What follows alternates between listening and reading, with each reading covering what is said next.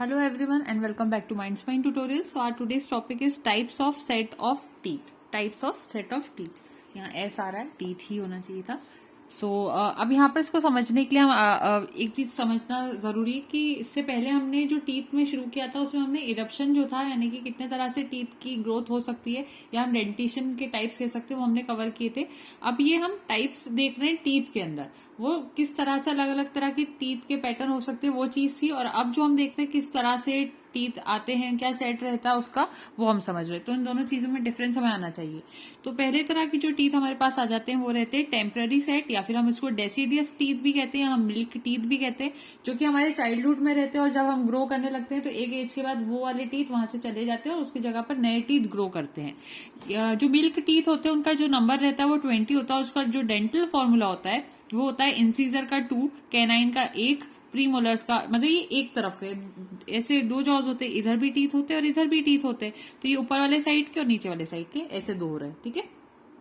तो pre molars बिल्कुल भी वहां नहीं होते हैं और मोलर्स वहां पर 2 होते हैं, इसलिए ये 2 1 2 मिला के 5 हो जाते हैं. उसी तरह से दूसरा जो सेट होता है उसमें भी 2 1 0 2 का कॉम्बिनेशन होता है, वो भी 5 होते हैं. और 5 5 अगर है तो ये 2 हाफ्स प्रेजेंट होते हैं, तो हम इन 5 को प्लस करके 2 से मल्टीप्लाई कर देते हैं, क्योंकि ये एक अगर हाफ रहता है तो इधर भी तो एक हाफ बनता है, इधर एक हाफ बनता है तो इधर भी हाफ बनता है. और ये जो फॉर्मूला होता है वो हमारे एक हाफ के लिए रहता है. समझ में आ रही बात. एक तरफ के टीथ का ऐसा पैटर्न रहता है, एक तरफ के, फिर एक तरफ के टीथ का सेम टू सेम पैटर्न होगा और नीचे भी इस टाइप से 2 पैटर्न बनेंगे. तो उसको हम 2 से मल्टीप्लाई कर देंगे तो हमारे पास, क्योंकि 2 हाफ्स प्रेजेंट होते हैं तो हमारा आंसर आता है 20. तो इस तरह से 20 टोटल टीथ होते हैं जिनको हम मिल्क टीथ कहते हैं. और ये सारे टीथ डाइफायोडोंट होते हैं, यानी कि ये आपको मैंने बताया था. अब जिन स्टूडेंट्स ने नहीं देखा उनको एक बार फिर डेफिनेशन बता रही हूँ डाइफायोडोंट की, कि टीथ आर इरप्टेड ट्वाइस, 2 बार ग्रो जो कर सकते हैं. ठीक है. तो ये सारे टीथ 2 बार ग्रो कर सकते हैं. इसी में आते हैं ये सारे टीथ. हमने कल जो लेक्चर देखा था उसमें यही बात की थी. तो ये बात यहाँ क्लियर हो गई होगी. 8 इंसीजर्स, 4 कैनाइन. अब 8 इंसीजर कैसे हो गए, 2 और 2 4, और 4 को 2 से मल्टीप्लाई करा 8. उसी तरह से कैनाइन 4 कैसे हो गए, 1 और 1 2 को ये पहले ऐड करा 2 को मल्टीप्लाई करा 2 से फिर से, तो 4 कैनाइन आ गया. इस तरह से आंसर आ जाएगा. दूसरी बात, in this set molar teeth are present at the place of premolar. और यहाँ पर क्या होता है, अब आप सोच रहे होंगे कि अगर यहाँ पर प्री मोलर नहीं पाए जाते हैं तो यहाँ पर उसकी जगह पर खाली जगह होती क्या, तो नहीं, वहां पर उस जगह पर ही मोलर लगे होते हैं. तो ये इस टाइप से पोजीशन रहती है. बाद में उन मोलर टीथ की जगह पर जब डेसिडियस टीथ खत्म होते हैं उसकी जगह जो परमानेंट टीथ आते हैं तो वहां पर प्रीमोलर उनकी जगह ले लेते हैं. इरप्शन कब शुरू होता है, तो जब बच्चा 7 से लेकर 11 मंथ का होता है, 1 साल का भी नहीं होता है, थोड़े से मंथ्स होते हैं, 7 to 8 मंथ्स. आप देखेंगे छोटे छोटे से टीथ ग्रो करने लग जाती है बेबीज के अंदर. तो 7 to 11 मंथ में स्टार्ट होते हैं और ये 2 ईयर्स का बच्चा जब होता है तब तक ये सारे टीथ जो 20 टीथ होते हैं वो 2 ईयर्स तक उस बच्चे के अंदर आ जाते हैं. और फिर धीरे धीरे 6-7 ईयर्स की तरफ वो टूटने भी लगते हैं. ये भी आप जानते हैं. अब सीक्वेंस ऑफ इरप्शन कैसा होता है, किस तरह से ग्रो करते हैं. सबसे पहले उन बच्चों के अंदर जो टीथ ग्रो करता है वो लोअर इंसीजर होता है. आप देखना सबसे नीचे वाला, जैसे ये बेबी का फेस है, ठीक है, ये उसका माउथ है, इसकी आईज है, तो उसके नीचे के ये जो दो दांत होते हैं वो वहां पर ग्रो करते हैं. आप देखना वो छोटे से व्हाइट डॉट्स की तरह दिखाई देते हैं. तो लोअर इंसीजर आते हैं, फिर अपर इंसीजर आते हैं, फिर उसके बाद लोअर लेटरल इंसीजर आते हैं, फर्स्ट मोलर आता है, फिर केनाइन आते हैं और सेकंड मोलर आते हैं. तो इसका सीक्वेंस जो होता है नीट एग्जाम में आ जाता है, इसलिए मैंने उसके लिए यहाँ पर ट्रिक बनाई है, लई उई ललई मोला का मोला. अब थोड़ा सा स्टेटमेंट अजीब लगेगा लेकिन याद हो जाएगा. लई LI का मतलब होता है लोअर इंसीजर, उई यानी कि UI अपर इंसीजर, फिर ललई LLI यानी लोअर लेटरल इंसीजर्स, फिर मोला का मोला यानी कि मोलर, फर्स्ट मोलर हो गए, फिर उसके बाद कैनाइन और फिर से मोलर. तो याद हो जाएगा अब आपको. बहुत सिंपल टेक्निक बनाई मैंने यहाँ. नेक्स्ट देखते हैं परमानेंट सेट या फिर नॉन डेसिडियस टीथ. ये टोटल 32 होते हैं. हमारे फाइनल वाले जो टीथ होते हैं जो कि एक बार जो शेड हो जाते हैं उसकी जगह नए टीथ जो आते हैं वो होते हैं. डेंटल फॉर्मूला वापस से कैसा होता है, 2 2 तो कॉमन था, 1 1 कैनाइन भी ऊपर था, प्री मोलर की जगह जो कि 0 थे पहले अब 2 2 आ जाते हैं, और जो पहले मोलर्स 2 हुआ करते थे अब वो 3 3 हो गए. तो ये डिफरेंस आता है. प्रीवियस फॉर्मूले को अगर आप देखोगे तो यहाँ पर 0 2 था, और इस फॉर्मूले में अगर आप देखोगे तो 2 और 3 है. अब इनका वही सेम टू सेम चीज होती है. 2 + 1 3, 3 + 3 6, 6 + 2 8. तो 8 हो गया, 8 को 2 से मल्टीप्लाई करोगे तो 2 8 जा 16, इधर भी आ जाएगा 16 और 16 प्लस 16 करोगे तो कितना आ जाएगा 32 आ जाएगा। तो इस टाइप से यहाँ पर सॉरी 16 प्लस 16, हाँ 16 प्लस 16 में आ जाएगा। इस टाइप से आप इसको याद रख सकते हो 16 2 जा 32। ये मैंने यहाँ पर लिख भी रखा कि 32 कैसे आया। अब 20 टीथ यहाँ पर डाइफायोटोंट होते हैं और 12 टीथ यहाँ पर मोनोफायोटोंट होते हैं। मोनोफायोटोंट क्या होते हैं ये भी मैंने आपको प्रीवियस लेक्चर में बता दिया था, बट स्टिल जिन स्टूडेंट्स ने नहीं देखा होगा तो उनके लिए यहाँ पर फिर से डेफिनेशन है। ये टीथ एक बार ही इरप्ट होते हैं, इसमें मैमल्स आते हैं और इसमें कौन से 12 टीथ होते हैं, 8 प्रीमोलर्स होते हैं और 4 मोलर्स होते हैं। और इसमें कौन से 20 टीथ होते हैं, 8 इंसीजर, 4 कैनाइन्स और 8 मोलर्स होते हैं। तो ये दोनों मैंने यहाँ पर शॉर्ट यहाँ पर डिटेल में लिख दिया है। और इस जगह पर अगर आप देखोगे तो मैंने सिर्फ शॉर्ट में 20 टीथ डाइफायोटोंट लिखे और 12 टीथ मोनोफायोटोंट लिखे हैं। तो अब क्लियर हो गया होगा यहाँ पर। अब बात आती है इसका इरप्शन कब स्टार्ट होता है। तो हमारे जो परमानेंट टीथ होते हैं, जैसे मैंने बताया 6 से 7 ईयर्स का जो बच्चे की एज होने लगती है, अब मंथ्स नहीं कह रहे हैं ईयर्स कह रहे हैं, जब इतने ईयर्स का बच्चा होने लगता है तो ये नए वाले टीथ वहां पर आने की शुरुआत होती है, इसलिए पुराने वाले वहां से टूट जाते हैं, उनकी जगह पर नए की ग्रोथ होती है। और जब तक इंसान 21 ईयर्स का होता है धीरे धीरे करके वहां सारे टीथ कंप्लीटली आ जाते हैं। और जैसे क्योंकि विजडम टूथ का भी कंसेप्ट आपको पता होगा, विजडम टूथ सब चीज आते आते इतने एज हो जाती है। तो आउट ऑफ दीज 28 टीथ जो होते हैं वो इरप्ट हो जाते हैं 17 ईयर्स तक। 28 जो टीथ होते हैं हमारे 28 टीथ वो 17 ईयर्स तक हमारे अंदर आ जाते हैं। और जब हम लोग 18 ईयर्स के आसपास आते हैं तो हमारे विजडम टूथ आने लगते हैं, वो हमारे बाकी के मोलर्स होते हैं। तो जो लास्ट मोलर्स हम जिनको कहते हैं, थर्ड मोलर्स भी कहते हैं हम उनको, वो हमारे करीब 21 ईयर्स की एज में इरप्ट होने लगते हैं। इसको हम कहते हैं विजडम टीथ, ठीक है। और ये वेस्टिजियल होते हैं ह्यूमन में इन दी सेंस ऑफ विजडम। कुछ लोग समझते हैं कि अक्ल दाढ़ अगर आ रही, विजडम टूथ अगर आ रहा है तो वो इंसान में अब समझदारी आएगी, ऐसा नहीं होता। विजडम की तरह से आप देखोगे तो ये वेस्टिजियल होते हैं, सिर्फ इसका नाम विजडम टूथ या टीथ रखा गया है, इसका कोई लेना देना नहीं है विजडम से, वास्तविकता से इसका कोई लेना देना नहीं है, ठीक है। तो सीक्वेंस ऑफ इरप्शन अब समझ लेते हैं। मोलर पहले आते हैं, फिर first incisor, second incisor, first premolar, second premolar, canine आता है, सेकंड मोलर आता है और थर्ड मोलर आता है। इसको याद करने के लिए आपके पास 2 टेक्निक मैंने बना रखी है, लेकिन मुझे ज्यादा अच्छी सेकंड टेक्निक लगती है। हम क्यों मम्मी के बारे में पेन वाली बात करें, ऐसी बात करना अच्छी बात नहीं है, तो हम ये लेंगे मम्मी इज इन पावर, ये ठीक है, थोड़ा अच्छा है। तो मम्मी के लिए मोलर फर्स्ट, इज के लिए फर्स्ट इंसीजर, इन तो second incisor, power first premolar, papa second premolar, can not canine second molar, make third molar, mistake. Mummy is in power, papa can not make mistake. ये आप इसकी technique याद रख सकते हो। तो यहाँ पर हमारे टेम्पररी सेट जो कि डेसिडियस टीथ थे और परमानेंट सेट जो कि नॉन डेसिडियस टीथ थे, दोनों कंप्लीट हो जाते हैं। अब बात आती है डेंटल फॉर्मूला की। 1 मिनट में थोड़ा सा एडजस्ट करूंगी कैमरे को, 1 मिनट, ठीक है, ओके।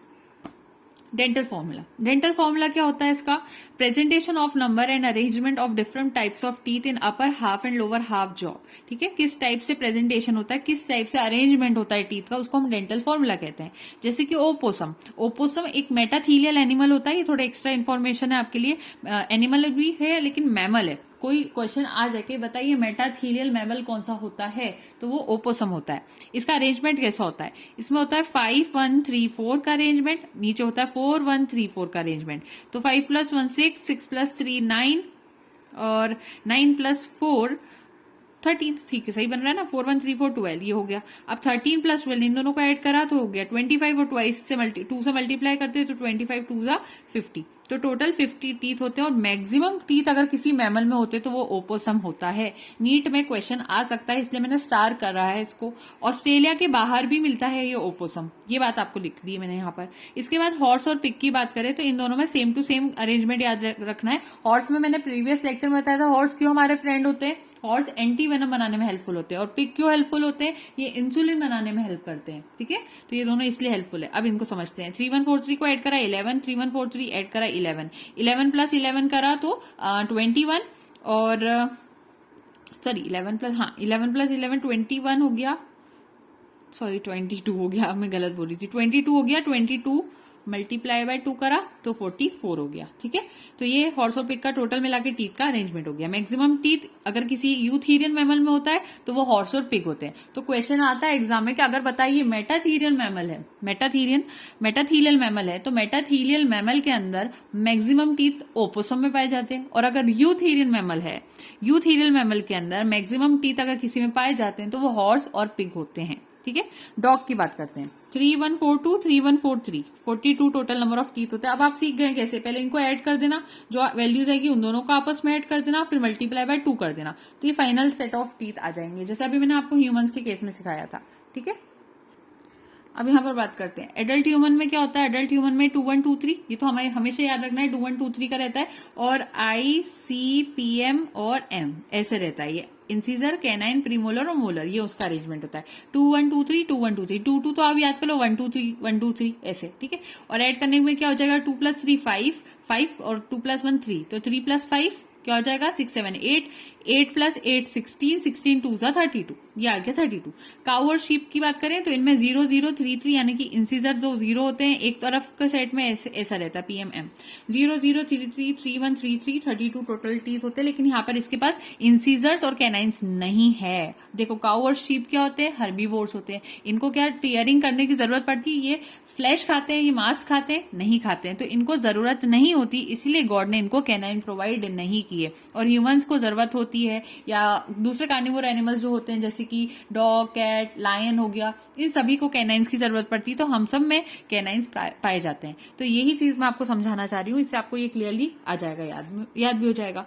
अच्छा स्लॉथ, अच्छा ये मैं बाद में बताऊंगी, पहले ये देखते हैं। अगर 17 ईयर ओल्ड ह्यूमन है, ये अडल्ट ह्यूमन का था, और अगर मैं 17 साल के ओल्ड ह्यूमन की बात करूं तो यहाँ पर क्या चेंज आएगा कि इसकी जो लास्ट मोलर्स है, क्योंकि इसके पास विजडम टूथ की ग्रोथ अभी हुई नहीं होती है, तो यहाँ पर 3 3 लिखा था, लेकिन यहाँ पर 2 2 आ जाता है, 2 1 2 2 2 1 2 2, तो यहाँ पर हमारा फाइनल आंसर आता है 28। कभी भी ऑड नहीं होते हैं टीथ, ये भी याद रखना। देखो यहाँ पर भी 2 आ रहा है, यहाँ पर 8 आ रहा है, इसका मतलब ये आखिर में इवन नंबर है। अगर ऑड हो जाता है यानी कि एक सेट में तो टीथ होता, नीचे वाले सेट में नहीं होता, तो ह्यूमंस में भी यही चीज हो रही है, समझ में आ रही होगी बात। ठीक है, और बल्कि हर जगह पर आप देखोगे तो कहीं पर भी टीथ जो हो रहा है वो इवन ही जा रहा है, ऑड कहीं नहीं जा रहा है, ये भी याद रखना। ठीक है, अब रैबिट और ऑरिक्टोलेगस कहते हैं रैबिट को, क्योंकि नॉर्मली स्टूडेंट्स को नहीं पता होता है इसका साइंटिफिक नेम, इसलिए मैंने ऐड कर दिया ऑरिक्टोलेगस। इसमें 2033 1023 28 होता है, रैट में 1003 1003 टोटल 16 होता है, एलिफेंट में भी 1003 लेकिन नीचे के 0003 होता है, यानी कि 14 होते हैं। तो मिनिमम नंबर ऑफ टीथ अगर किसी मैमल में पाए जाते हैं वो कौन होता है, वो एलिफेंट होता है। ठीक है, ये बात क्लियरली समझ में आ गई होगी। स्लॉथ की बात करें 12 टीथ होते हैं, but aren't true, therefore not consider smallest. इसमें स्लॉथ में कितने टीथ होते हैं, 12 टीथ होते हैं, लेकिन ये ट्रू टीथ नहीं होते, और ट्रू टीथ नहीं होते इसलिए हम इसकी वैल्यू को स्मॉलेस्ट में नहीं रखते। कुछ लोग कहेंगे कि स्लॉथ के पास तो 12 टीथ है, एलिफेंट के पास 14 है, तो जब इसके पास 12 है तो 12 वाला मिनिमम में जाना चाहिए, लेकिन नहीं, इसके ट्रू टीथ नहीं होते, इसलिए हम किसको आंसर में रखते हैं, एलिफेंट को रखते हैं। तो अगर एग्जाम में क्वेश्चन आ जाएगा तो एलिफेंट को टिक करना, यूथीरियल में पूछा तो हॉर्स और पिग को टिक करना, और अगर मेटाथीरियल में पूछ लिया जब मैक्सिमम नंबर ऑफ टीथ को, तो ओपोसम में टिक करना। तो ये सारी चीजें क्लियरली आपको बता दी गई है।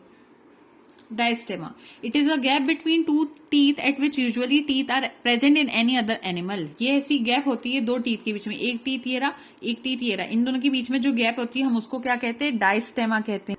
मोस्ट कॉमन तरह का जो डायस्टेमा होता है वो कहां पर पाया जाता है, वो कैनाइंस की प्लेस पर पाया जाता है। यानी कि अगर किसी एनिमल में कैनाइन नहीं है, जैसे कि मैंने बताया हर्बीवोर एनिमल्स होते हैं, काऊ हो गई, शीप हो गई, इनके अंदर कैनाइन नहीं होते, तो अब उनके पास कैनाइन नहीं है, जैसे यहाँ पर 0033 मैंने बताया था, कहां गए, ये 00 आपको 33 बताया था, तो यहाँ पर कैनाइंस नहीं थे, तो अगर कैनाइन नहीं होगा तो उसकी जगह पर क्या होता है, वहां पर डायस्टेमा होता है। तो इंसीजर और प्रीमोलर्स हो सकते हैं वहां पर, उनके बीच में एक स्पेस जैसी बनती है, उसको हम कहते हैं कि वो डायस्टेमा है। और ये हर्बीवोर्स में देखने को मिलती है, जैसे कि कैनाइन ऑफ रैबिट होता है, तो eight the place of canine and premolars in rat, rabbit के कैनाइन की जगह पर हो सकता है, और जो कैनाइंस होते हैं, प्रीमोलर्स होते हैं रैट के, उसके बीच में डायस्टेमा हो सकती है।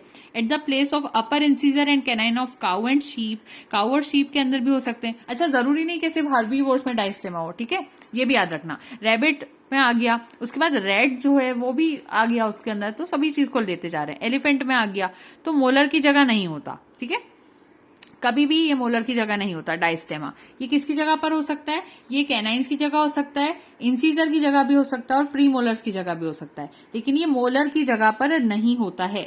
मिल्क टीथ में कोई डायस्टेमा प्रेजेंट नहीं होता, no diastema present, milk teeth के अंदर कोई डायस्टेमा प्रेजेंट नहीं होता है। ठीक है, अब आगे देखते हैं। तो मैंने यह टीथ का अरेंजमेंट बनाने की कोशिश की, ध्यान से समझना। तो number of arrangements of root and teeth किस टाइप से होती है, तो ये इंसीजर के 2 मैंने बनाए हैं यहाँ पर। फिर इधर देखोगे तो ये अपर टीथ है हमारा, ऊपर वाला 2 1 2 3 ह्यूमन के लिए बता रही हूँ, एक तरफ का सेक्शन है ये हाफ वाला। तो 2 इंसीजर हो गया, 2 1 2 3 होना चाहिए, 2 इंसीजर हो गए, एक कैनाइन हो गया। फिर उसके बाद 2 प्री मोलर्स हो गए, और इनका स्ट्रक्चर अलग बनाने के लिए मैंने ऐसे ड्रॉ किया, और 3 मोलर्स हो गए। ये अपर टीथ का सेक्शन हो गया। तो ज्यादा रूट्स, बिकॉज ग्रेविटी के अगेंस्ट रुकना है, इनके पास ज्यादा रूट्स होती है। देखो किसके पास ज्यादा रूट्स है, इसके पास, ठीक है। ये अंदर वाला हिस्सा, अच्छा ये भी याद रखना, ये टीथ ऊपर से कैनाइन शार्प दिख रहा है, ये ऊपर से दिखाई देता है, इधर से हम, ये विजिबल रीजन है इधर वाला, विजिबल रीजन, और ये इनसाइड वाला रीजन है, इनसाइड, इनसाइड, ठीक है। तो अभी देखो इंसीजर ऐसे शेप के, ऐसे कैनाइंस का शेप हल्का सा, सॉरी इधर है, कैनाइंस का शेप हल्का सा ऐसे शार्प होता है, प्रीमोलर्स ऐसे होते हैं, मोलर्स ऐसे होते हैं। लेकिन रूट्स की अगर बात करें, किसकी रूट सबसे मजबूत होती है, तो कैनाइन की रूट इतनी मजबूत नहीं है। क्यों नहीं मजबूत है, क्योंकि इसको टीयरिंग तो करनी है, टीयरिंग नॉर्मली हो जाएगी, लेकिन च्यू करने पे बहुत प्रेशर बनेगा, तो इसकी रूट्स को बहुत स्ट्रांगली मजबूत बनाने रखना होता है। तो देखिए इतनी मजबूत है। ये प्रीमोलर्स की हो गई, इस टाइप से मैंने यहाँ पर डायग्राम को ड्रॉ किया। उसके बाद ये लोअर टीथ का सेट यहाँ पर ड्रॉ किया है, वही 2 1 2 3 का कॉम्बिनेशन है यहाँ पर भी, ठीक है, ह्यूमंस के लिए। और जहां भी पाया या पायो वर्ड दिखता है उसका मतलब पस से रिलेटेड होता है। ये टर्मिनोलॉजी आज के लिए आपको एक न्यू सिखाई यहाँ पर। अब all incisors, all canines, all premolars except first upper premolar, ठीक है, उसके अलावा सारे डायग्राम आ गए। अब पहला रूट जो होता है all incisor, all canines, all premolars, पहला रूट हो गया, accept first upper premolar. 2 roots किसमें होती है, फर्स्ट अपर प्रीमोलर में और लोअर मोलर्स में होती है। 1 रूट किसमें होती है, इन तीनों में होती है। 2 रूट्स किसमें होती है, इनमें होती है। और 3 रूट्स किसमें होती है, अपर मोलर्स में होती है। तो रूट को गिनने के लिए यहाँ पर डायग्राम आपके सामने है, और अगर डायग्राम से याद नहीं होते रूट्स तो ऐसे भी याद करना है आपको, ठीक है। ये रूट्स बहुत इंपॉर्टेंट होती है। In teeth of upper jaw number of roots is comparatively more because they have to maintain their position against gravity. वही बात जो मैंने अभी थोड़ी देर पहले आपको बताई कि इनकी रूट्स के अंदर, यानी कि अपर जॉ के अंदर अगर आप देखोगे तो वहां पर रूट्स ज्यादा अच्छे से मजबूत लगाई जाती है। 3 वाली रूट्स होती है। यहाँ पर भी मोलर्स आ रहे हैं, लेकिन देखो यहाँ के मोलर्स में मैंने 3 नहीं लगाई, ठीक है, क्योंकि लोअर टीथ है, इनको इतना गिरने का डर थोड़ी है, तो खुद ही फ्लोर पे लगे हुए हैं। लेकिन वो अपर टीथ थे, अपर टीथ के ऊपर एक ग्रेविटी भी प्रेशर लगाती है, तो हमारे ऊपर वाले जो हमारे दांत होते हैं उसमें गॉड ने वहां पर 3 तरह की रूट्स लगाई है, ताकि वो ऊपर भी अच्छे से रहे, उनको ग्रेविटी नीचे खींचने की कोशिश करे, लेकिन वो ऊपर ही अच्छे से लगे हुए रहे। तो यही चीज हम यहाँ से समझना चाह रहे थे। अब ये क्लियरली समझ में आ गया होगा।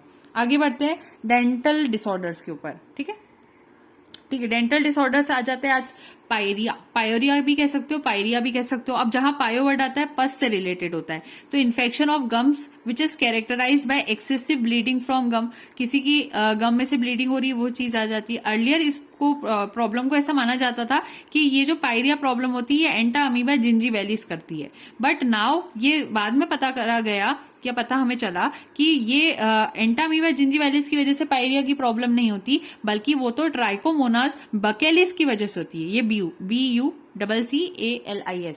तो ट्राइकोमोनास बकेलिस जो कि एक तरह का प्रोटोजोआ होता है, वो ये पायरिया नाम की प्रॉब्लम क्रिएट करता है। और एंटा अमीबा जिंजीवैलिस तो क्या करता है, स्प्रेडिंग ऑफ पायरिया करता है। हाँ, ये भी इन्वॉल्व है, जिंजीवैलिस इन्वॉल्व है पायरिया में, लेकिन वो कॉज नहीं करवाता, वो तो उस इन्फेक्शन को ट्रांसफर करवा देता है और भी जगह पर लगवा देता है। तो ये जिंजीवैलिस क्या करता है, स्प्रेडिंग करवाता है पायरिया की, ठीक है, और स्प्रेडिंग करवा रहा है, लेकिन ओरिजिनली कॉज कौन कर रहा है, तो वो ट्राइकोमोनास बकेलिस कर रहा है। तो बी वेरी केयरफुल, अगर एग्जाम में क्वेश्चन आ जाता है तो बकेलिस कॉज करवाता है और जिंजीवैलिस स्प्रेड करवाता है, ठीक है।